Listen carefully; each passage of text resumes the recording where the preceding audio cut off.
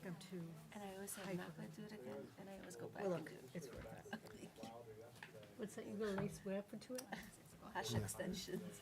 Oh, Because I'm like, she looks so pretty. I mean, you always look pretty. But yeah.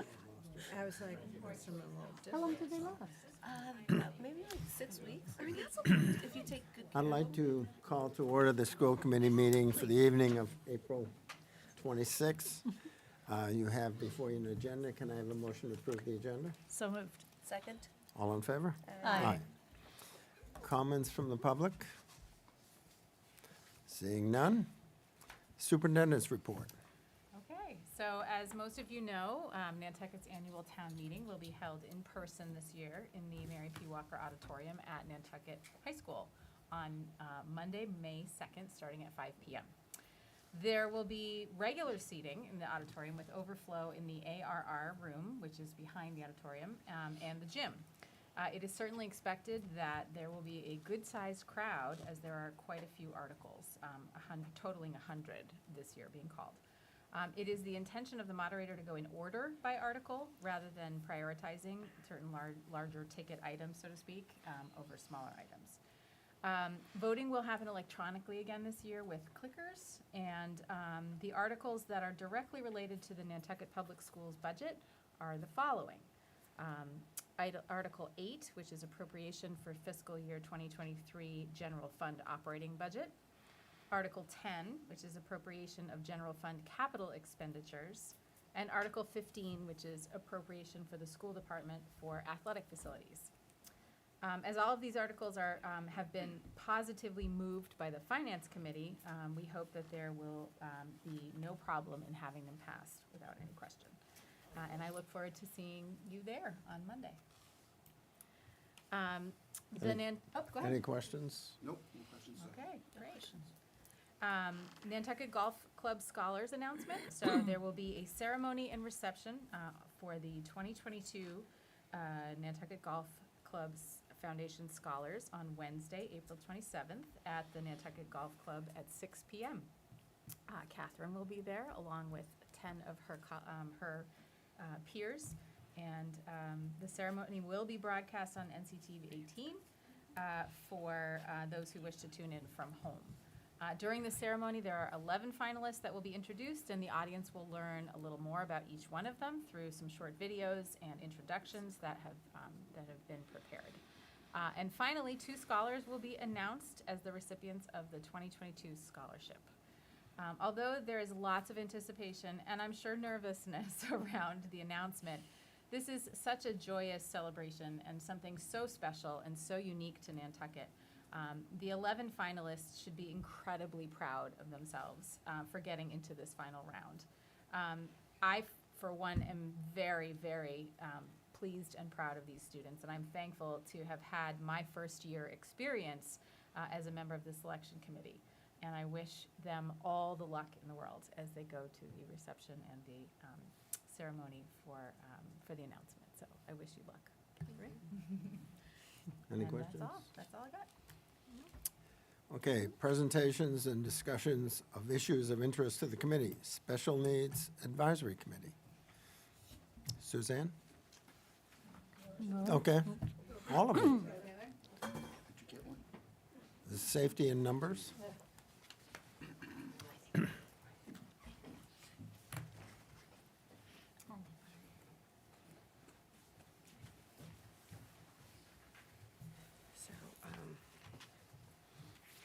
So hello, I'm Laura Steele, and this is my co-chair, Suzanne Franzuto. So thank you for giving us the opportunity to update you all on what we've been doing. It's really nice to see everybody in person. Well, COVID has changed the way we've conducted our meetings. This year we feel like we found our footing. Last year we were very kind of reactionary. This year we were able to kind of get back on track and be a little proactive. We started having hybrid meetings in May as we really missed that in-person component. But we did find that it was logistically challenging to manage both Zoom and in person.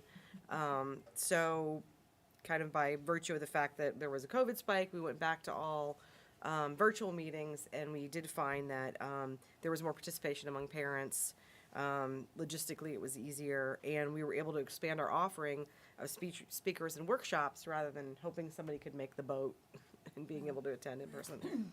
Martha's Vineyard Community Services, MVCS, has been instrumental in connecting us with excellent speakers, and we really value this ongoing partnership. So I would love to give a big shout out to Angela Knapp and Kathy Hackett, who regularly attend our snack meetings. They helped connect us with Zach Rossetti, who presented to us in January. He's a PhD from Boston University, who presented on Friends Matter. Zach grew up with a brother with cerebral palsy, and he talked about the importance of connecting with real friendships versus fist bumps, which resonated with a lot of us. So many of our kids are accepted by their peers, but not really included. They're treated well by their school friends, but that ends when the bell at 2:20. They're not getting asked to hang out after school, go to the movies, or do things that their other high school friends are doing. I think there's so much more we can do to make sure our kids are truly included and accepted as equals. In February, we were joined by Lori Cooney and Dr. Maria Pawanski from the Institute for Community Inclusion at UMass Boston. They spoke about their comprehensive program designed to assist with accessible post-secondary education and career readiness. They have an excellent website, thinkcollege.com. I urge people to take a look at it. That connects parents and educators with programs ranging from third grade to transition age, including a large database to search for college programs for kids with special needs. As a parent of a graduating senior, I was particularly interested in the Mass Inclusive Concurrent Enrollment Program, or MACE, and I wish I'd known about it earlier. We invited the school counselors, and we were happy that several of them attended as well. And we look forward to working with Deb Gately as she continues to develop this program. In March, we were thrilled to bring back the fantastic roundtable discussion we had with the camp leaders pre-COVID. The last live meeting, 2019, before COVID hit, 2020? I guess it was 2020. 2020, we'd had all these camp leaders, and everybody was really excited to go into the summer, and then all the camps were canceled. So this year, we were able to recreate that. We had camp leaders from Mariah Mitchell, Nantucket Community Sailing, the community school, Safari Girls, Boys and Girls Club, Nantucket Star, Murray Camp, Strong Wings, and Our House Nantucket. And this year we were also joined by Kat King, who is an inclusion specialist. And she supported the conversation by providing best tips and strategies for programs for providers and parents. So she told us about a camp leader summit they're holding on Martha's Vineyard that she's facilitating, in which many of the camps are coming together to train their counselors on inclusion, respectful accommodations, training on mandatory reporting. And our goal would be to replicate that in Nantucket. It sounds like a great thing. They're all kind of donating either space or time or speakers. And it seems like something that all the camps were excited about if we could find somebody to manage that process. In lieu of an April meeting, which would normally happen during break week, we recommended parents attend a talk by Patty Menzel, who is an adult with autism. And she shared her experience of being a happy square peg. So it's been really nice to be able to offer some great talks for our groups. We're also really happy that our meetings and presentations are able to be translated in real time with the help of Cecilia Gutierrez. She has 2 Zooms going. She listens to our Zoom and Zooms with the Swedish community. So we're really hoping to increase our membership there. With that, I'm going to turn it over to Cecilia. I like to think of myself as a planner, so I'm already thinking ahead to September and what can we do next year to build on what we have going on. And one of the things I did last summer is I attended CPAC Summer School, which is Special Needs Advisory Council Summer School. And for 11 weeks, once a week, we had meetings to talk about how we can increase our outreach and our visibility in the community and the schools, and that's what we're looking forward to, bringing in more families, having things like, we have a welcome letter that Deb puts in with the packets that go out in September, but we're looking to do things like when someone gets a new diagnosis, maybe connect them with another parent so that they can talk, and get some questions answered, and how to put together those famous IEP binders that will follow your child, from kindergarten through grade 12.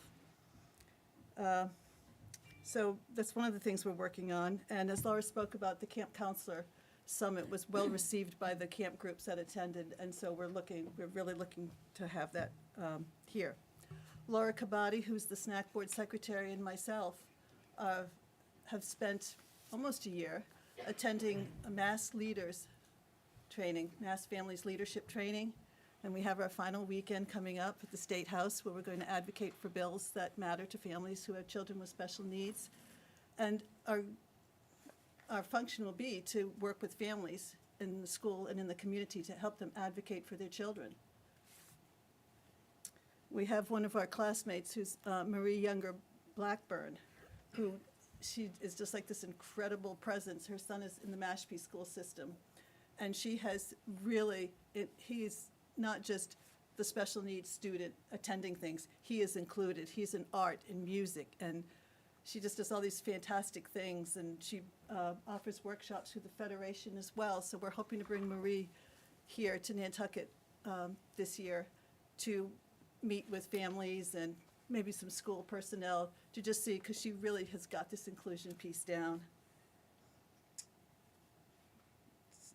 We're also hoping to have a resource fair in the, probably next spring, just so that students who can learn about what's out there, whether they're going on to college or a vocational school, and not to replicate what the school does already, but there's others, there's like a lot of other programs, there's transitional programs out there. There's programs for life skills, and just so it's summer programs even. And so parents know what's out there and feel supported. We are thrilled that when Deb talks about transition specialist and the transition services that the school is going to start having, because that's a piece that's been lacking for a long, long time. And, you know, and just seeing like some of the collaborations, like talking about the school working with our house and, you know, for kids with activities of daily learning. It's just, you know, it's that piece that's going to give them more independence. And lastly, as the parent of a young adult who attended the public schools here for many years, he left here to go residential partway through high school. I'm just so heartened to see the advances that have been made in this school system. 10 years ago, they didn't have peer mentors, they didn't have job coaches, they didn't have social groups or lunch groups. And those square pegs in a round hole, and my kid was one of them, they often stayed that way. And I don't see that happening anymore, because we have teachers and paraprofessionals and parents and everyone there. Everybody's working together and listening to each other and creating programs that work for kids, and not saying, oh, well, we don't have that. It's like, how can we get that? And I think, you know, that's just fabulous.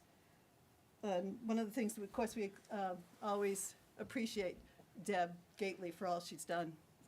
She's really a strong advocate for parents and kids. So the Board of SNAC would like to, we appreciate the school system, the school committee, and of course Deb, once again. And we welcome your active participation at your meetings and look forward to everything that lies ahead for our kids. Thank you. Thank you. Questions? Esmeralda? No question. Laura? No questions, thank you so much. Thank you. Pauline? I do. Okay. Sorry. Just curious about Best Buddies. Do you think that that's a program that could be successful here on the island? I think it needs the right, oh, did you have an answer to that?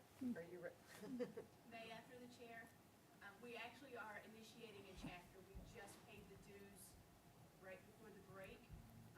We have a couple of our students who have initiated the chapter, and they're planning their first event sometime next month.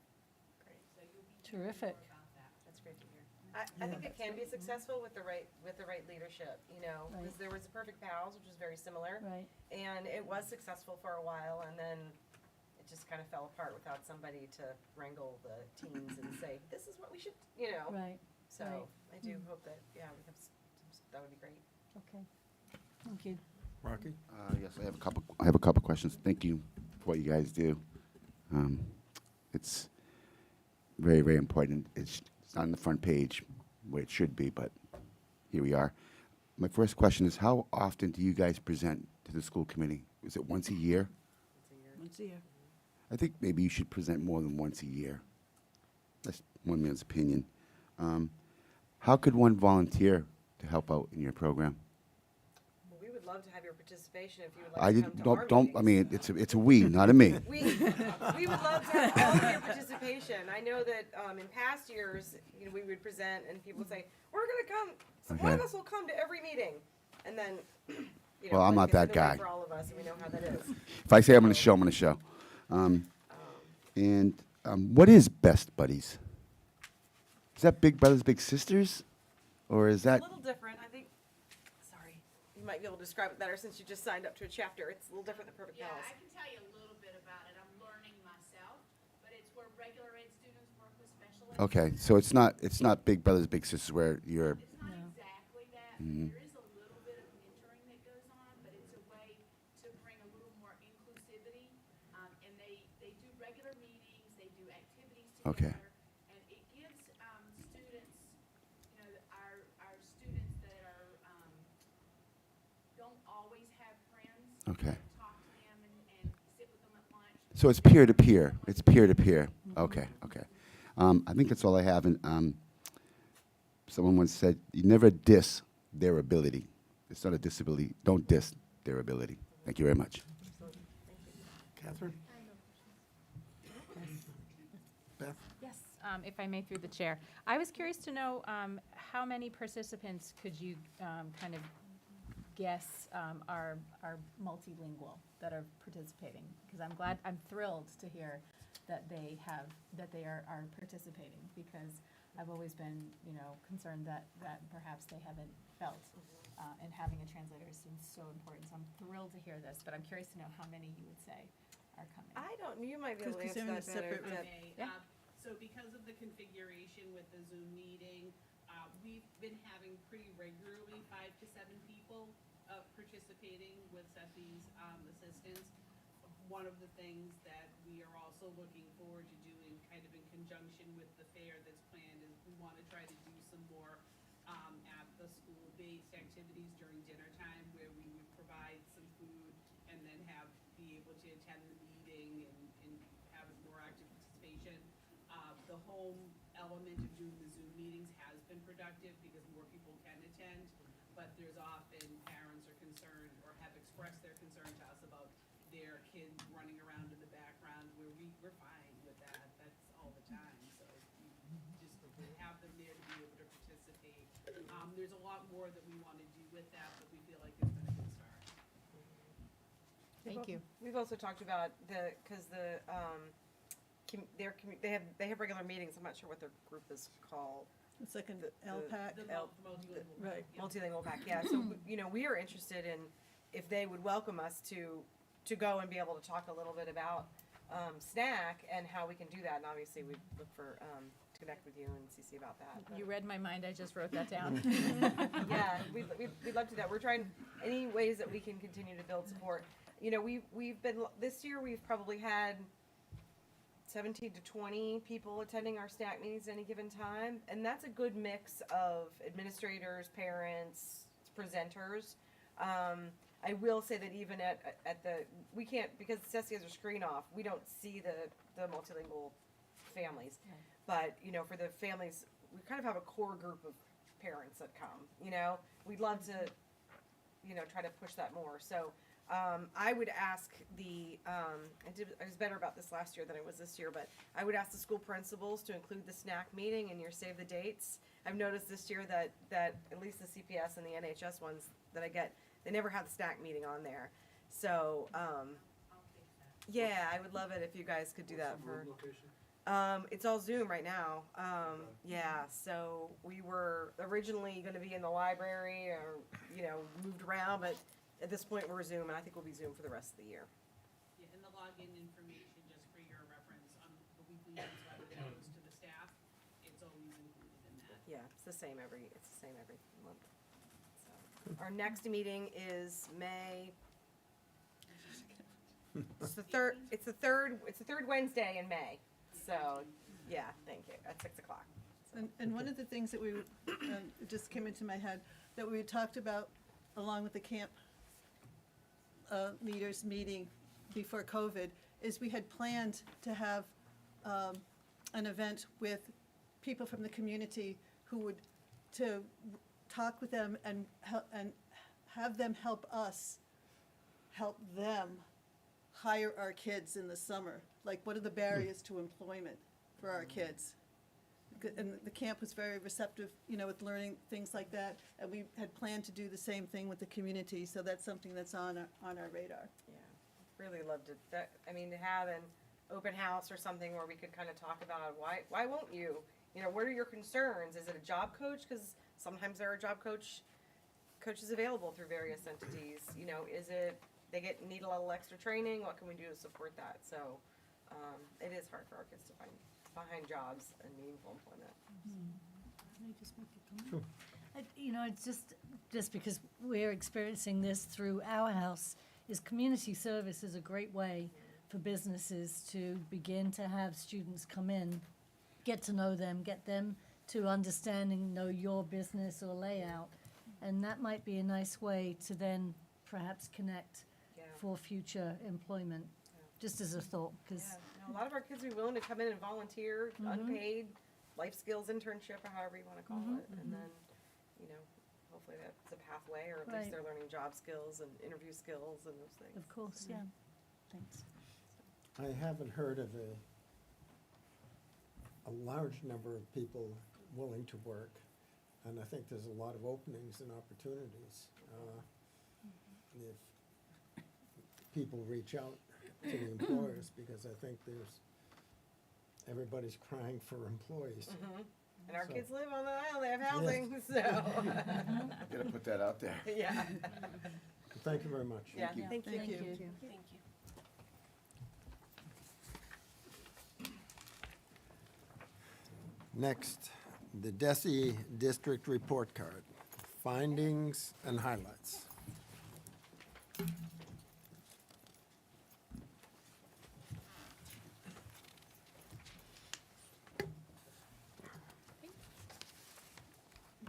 Perfect. All right, well, good evening from this other microphone. This is a presentation that is a little less for all of you and a little more for the public, because the school committee has gone through a workshop where we did some intense work at looking at the district report card from Department of Education. So, but we do hope to share with the public and with you some of the findings and some of the wonderings that came out of that meeting, so that those can be shared and considered in our strategic planning as we go forward. So to start, the district annual and school report cards are things that come up every year. The Massachusetts Department of Elementary and Secondary Education releases this report card just as if we would see them like a report card for a student. So it's important because it helps to design, it helps to show parents and the community that how the school is doing, how district is doing in certain areas.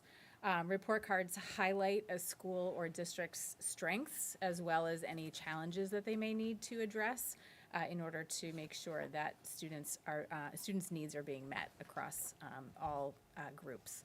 The district report card link we've included in this presentation, so it will be available on our website, and it's a fairly simple thing to remember. It's just reportcards@doe or .doe.mass.edu. So one thing that's been important, particularly for this year and last year, but this year, the COVID-19 pandemic had a very, very deep impact on our school year last year.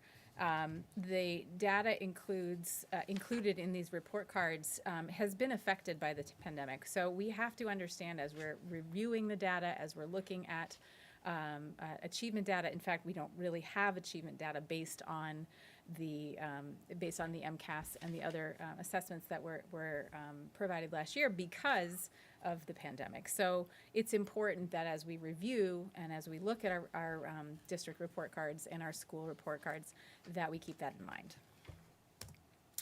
So one of the things that we looked at is we looked at different categories that are offered as part of the report card as we reviewed the report card together in our workshop. And these are the categories that we can do a deeper data dive with. who are our students and teachers, so that's information, demographic information, subgroup information, information about teacher preparedness, and other things as well. And you'll see some sample data as we go on. What academic opportunities are available to our students, and that could be advanced coursework, that could be opportunities in the arts, so that data is also available. What do student attendance and discipline look like in our district and at our school? How prepared are students for success after high school? So that shows our rates of graduation, et cetera. How do students perform on state tests? That's our achievement data. How much does the district or school spend per student? And that's always an interesting piece, considering the Nantucket factor. And then how is our district or school doing in the state's accountability system? So that helps to understand where we are compared with other districts. Again, thinking about COVID, this current report for 2020, 2021 is a COVID report, meaning the data that is available to us. We have to keep in mind that a lot of the collection, particularly achievement data, is coming from assessments that were given under very different conditions. So that's important to keep in mind. And districts' accountability statistics were not affected by this. Correct. Okay. Oh, is this me or you? This is me. Sorry. Okay, so here are the student and teacher demographic subgroups that are included in the district report card. We have all students, so you can look at all of the students in the district or by school. High needs, and high needs students are students that have more than one category. They could be economically disadvantaged and English learners, or economically disadvantaged and students with disabilities. But they are categorized as high needs when there is more than one category that they are placed into. We have economically disadvantaged, English learners, students with disabilities, African American or Black, Asian, Hispanic, American Indian or Alaskan Native, Native Hawaiian or Pacific Islander, multi-race non-Hispanic, and white. So these are the subgroups that are available for us to look at. What the school committee noticed and what we are wondering is, why are we not seeing subgroups around gender or former English learners? Because we know that our English learners are moved from the program at a certain point, but they are still learning and they are still improving and developing their English proficiency after they have had English learner education. So those are pieces that were part of our wonderings and part of our findings. So now it's Jennifer. So there was a lot of different data that were available on the student report card. This is just a little bit of a piece, just a taste of it. So here's an example of teacher data from Nantucket Intermediate School. And you can see that our school, it has the percentage of teachers who are licensed, which is 100%, percentage of teachers licensed in the subject they teach at the intermediate school, it's also 100%, and then experienced teachers. And I don't think we got a definition of what experienced means. I'm thinking that it's at least 3 years. Yeah, 3+ years. So that's 78%. And you can see the difference and similarities with the district and with Massachusetts. And you can take a look at that data by school, district, and Massachusetts for most of the categories that we looked at. And then you can look at some more detailed data on the district profile. This is our staffing data by race, ethnicity, and gender. And so you can get some more information on that. There's lots of links that you can click on in the report card. And then here's some examples of some of the student data that we looked at. Here's at the elementary school, what percentage of our students are English learners. So you can see that in 2021, the most recent year, 35.9% of our students at the elementary school were English learners. Overall in the district, only 16%. But a lot of students come in, as an English learner in kindergarten, and then they move out of the English language, the ESL program, as they become more fluent in English. We also are seeing more and more students coming into the district start to go up as well. This is a sample of data around students' academic opportunities. So these are access to broad and challenging coursework, for economically disadvantaged students is this category. So that gives you an example of, and in this particular category is access to the arts. The percentage of students who participate in arts courses in, I'm not sure what, at the high school is 81.9%, as opposed to our district, 84.9%. Now, why is it higher across the district? Well, because every student takes art and music and K through 5. So, everyone has the opportunity to have experience in the arts. You can see, as compared to Massachusetts, we have much higher percentages of students who have access to the arts. And some of the other things, these are some of the findings, and there were a lot of things that we talked about, but we tried to take notes as we were talking, as the school committee was talking. What we noticed about teachers in Nantucket is that most teachers are licensed in their fields, that Nantucket has a higher percentage of English learners than the state, that 84.9% of all students have access to the arts, but only 77% of students with disabilities have access to the arts. But 88.7% of English learners have access to the arts. And so we made some suppositions about why those numbers may be. We found that the student graduation rate for Black students was 100% in 2020, while the rate was lower for white students and lower still for English learners.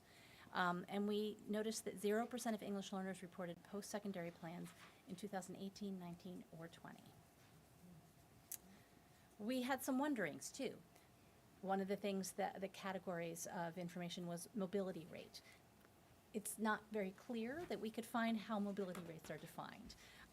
What defines an experienced teacher was something that we did some wondering about. What are the percentages of students with access to, why are they so different across different groups? Why is there a higher rate of discipline for Hispanic students? What are the ethnicities of our English learners? Where is there a gap between the dropout rate and the graduation rate? What is the data on our FEL students? And how do the data differ according to gender? Anecdotally, we had some thoughts about these, and we had some information, but we didn't have the data to support that, and so those were some wonderings that we had. So, it is just one thing to mention before I move on to next steps is that the district report card and the school report cards are so rich in data that you can really go down a rabbit hole. And so it is challenging to, at one sitting, to really get a feeling for what the district has done and where the district is headed and what we see across different subgroups, different ethnicities, et cetera. So it really takes time to go through and this year we have even less data because of COVID. So you can imagine this is a very important document that really gives a very in-depth look at our school system and helps us to really define areas that we can improve and areas where we're successful and figure out how we can use that success and translate it to or transfer it to other schools and other programs. So our next steps, we are going to share the district report cards on the NPS website. That happened today. Distributing the report cards to parents and families, that will happen tomorrow.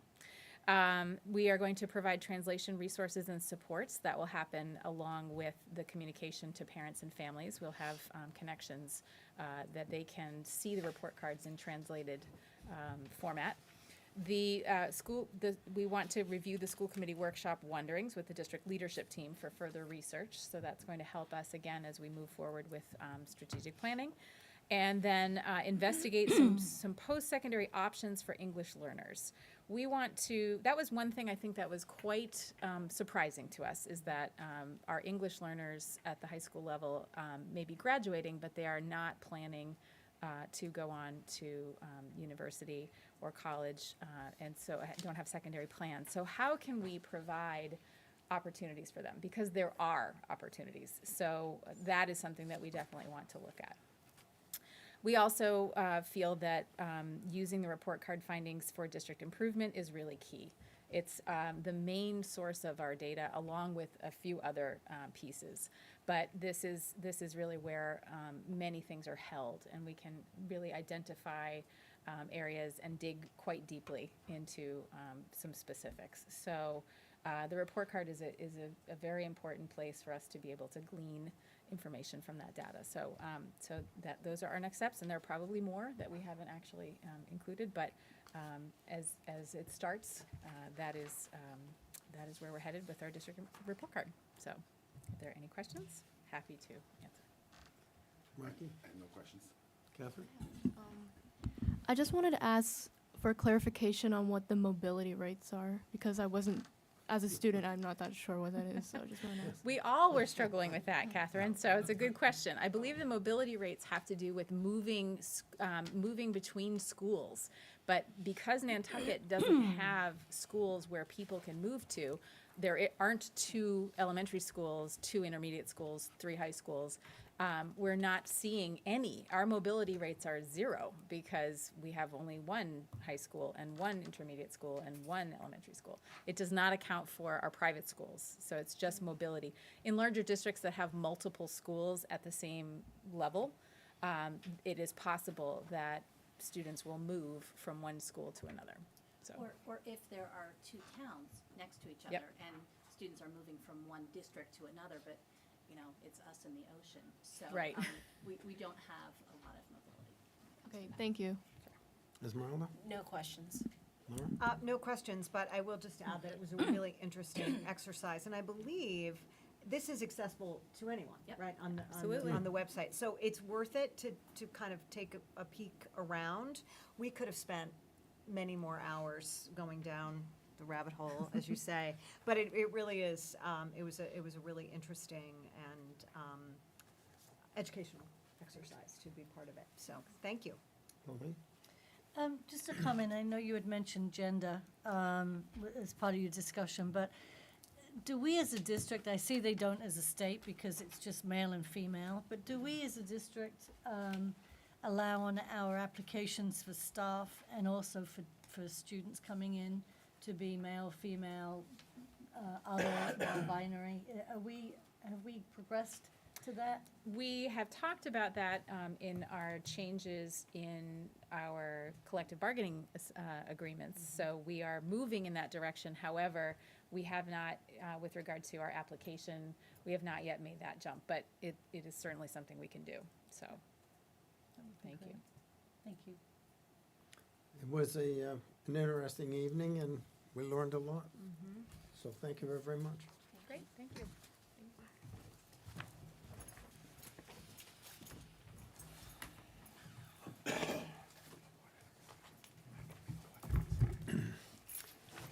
Committee discussion and votes to be taken. Can I have a vote to approve the Nantucket High School China Club field trip to Boston and Providence, May 6th and 7th? So moved. Second. All in favor? I have a question. Sure. This is the second trip that's being brought upon us that's already been planned. The ball's rolling, the wheels are rolling, and we have to approve it. What happens if they're making all these arrangements and we don't approve it? Then what? I'm all for the trip. I'm just saying. I'd probably have somebody start my car for me. Well, but what I'm saying is this application was submitted in March. Wha- After wha- the chair, that trip has not been confirmed yet. We're waiting for the. Well, I understand that, but shouldn't we confirm the trip before you start planning the trip? I see you have an itinerary.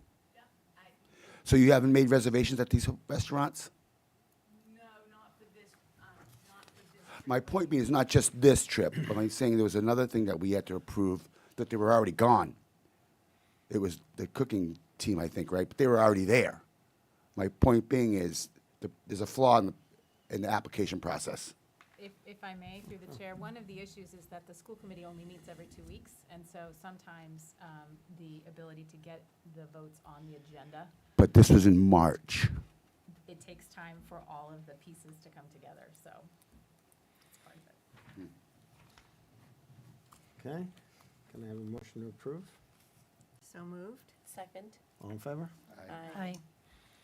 A vote to approve the grant donation to Nantucket High School from Project Lead the Way, a three-year grant for curriculum, materials, and teacher professional development in the amount of $63,000.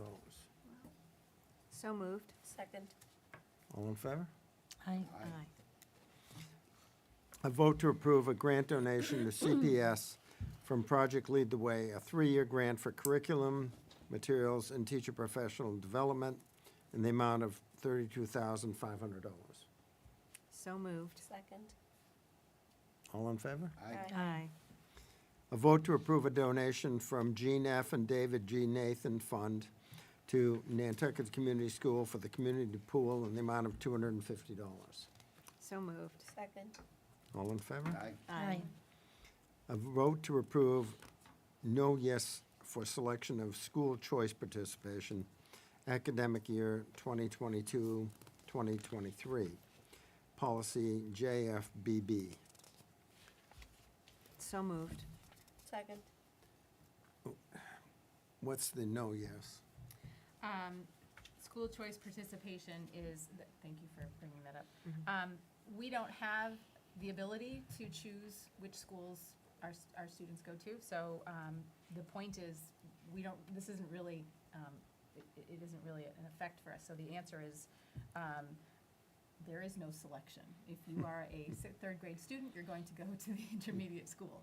There are no other options. So, so the vote would potentially be, yes, thank you. You are choosing not to participate. Right. Correct. Yeah. Thank you. Does anybody change their vote? All in favor? Aye. April 5th, 2022, meeting minutes. So moved. May I have a second? Second. All in favor? Aye. April 12th, 2022, regular and workshop meeting minutes. So moved. Second. All in favor? Aye. Aye. Transfers and invoices. So moved. Second. All in favor? Aye. Aye. Subcommittee work groups. Completed negotiations. Just a yes. Congratulations. That's good. Is that it? Yeah. No. I attended twice now the multilingual parent advisory group. First meeting I presented about Our House, and it was held here at Cyrus Pierce.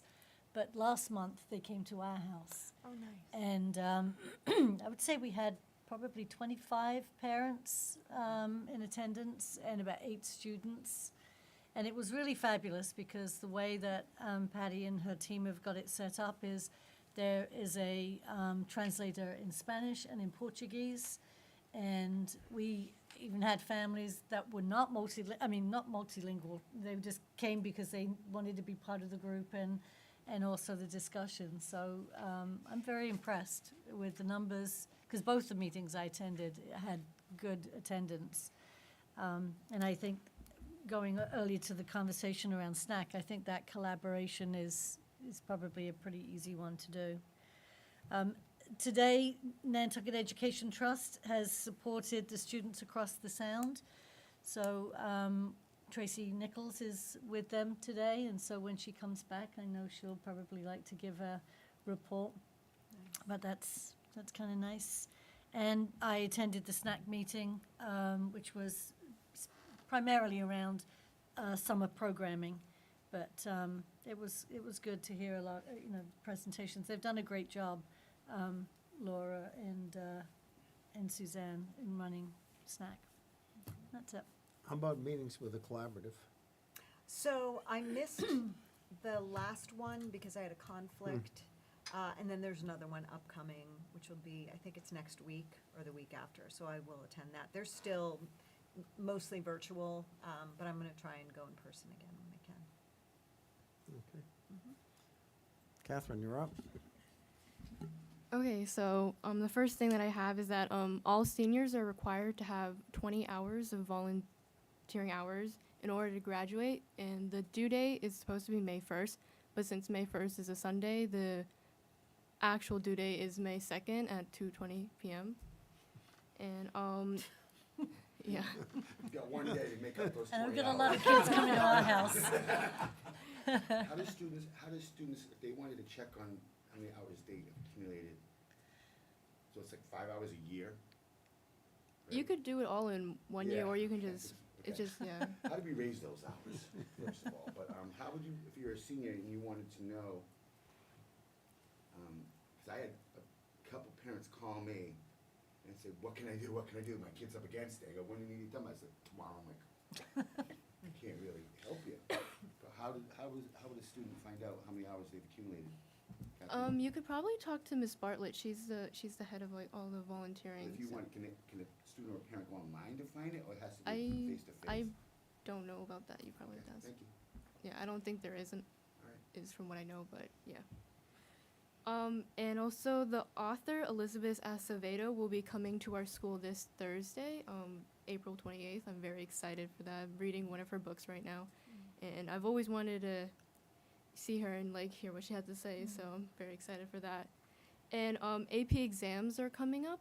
First 2 weeks of May is where all the AP exams are situated, so all students are getting ready for those exams, so it's very exciting. And the Nantucket Book Festival for Young Writer Award Essay Contest is open for submissions. The winner gets $500 and the runner-ups will get $100 each.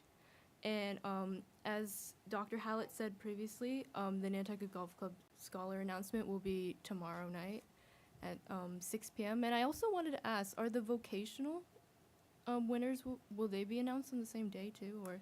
You know, I'm not exactly sure. I Okay. don't believe so, but I'm not sure. If anyone else knows, Ms. Bassel, do you know? I believe they're making that announcement tomorrow afternoon. here at Tomorrow. School. Oh, Not at the same place that they're doing it tomorrow evening. okay. Thank you. I was just wondering. I can confirm that, but I believe, I'm almost positive there's a room set up for them to do that tomorrow afternoon. Okay, thank you. And my last thing that I had was that seniors are also applying for all of the local scholarships that our town has to offer. So a lot of the deadlines are coming up, so seniors are getting in all their letters of recommendations and cover letters for that. So that's all I have to report. Busy time. I have a Agenda? question. Sure. Do we know when and where the senior ball is taking place?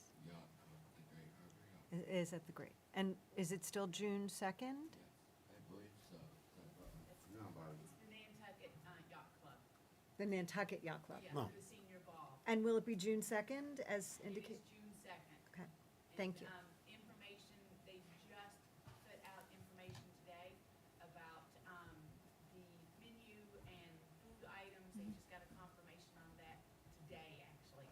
Okay. So, and just so that everyone knows, we are finalizing some, just like 2 or 3 details, and we're sending out a letter this week to all parents and seniors with all the dates for the end of the year. And I'm happy to make sure Dr. Hallett has that and share it with you. Thank you. Thank you. Next meeting? Next meeting. So we will be meeting on May 10th, and we will have a guidance update, a special education update. The Multilingual Parent Advisory Council will be presenting, and we will vote on, hopefully, on the FY23 budget appropriation. So, Okay. Anybody have anything else? Oh, Martin? Audit report will be, we can present the audit report. We just got yesterday the audited end of year financial report, so we can include that. Okay. Can I have a motion to adjourn? So moved. Second. All in favor? Aye.